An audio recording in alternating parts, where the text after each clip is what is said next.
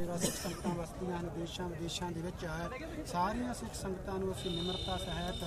समूची सिख जथेबंदी सिख फैडरेशन भिंडरांवाला वल्लों अते जिन्ने भी वीर जुझारू सिंह खालिस्तान की प्राप्ति लई सिर तोड़ यतन कर रहे हैं उन्हां सारे सिंघां दे वल्लों निमरता सहित बेनती करते हाँ कि अज पंजाब की धरती ते नशियां दा दरिया वग रहा है। साडे नौजवान पतत पुणे की इस दलदल दे विच गरसे जा रहे हैं। इन्हां नूं पतत पुणे दे विचों कड्ढण दे लई नशियां दी दलदल दे विचों कड्ढण दे लई साडा सहयोग करो। असीं इन्हां नौजवानां नूं पतत पुणे तो दूर करके नशियां तो दूर करके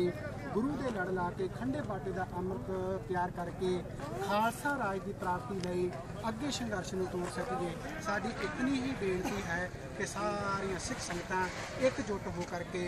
इस सारे संघर्ष में अगे चलाउण वास्ते अपना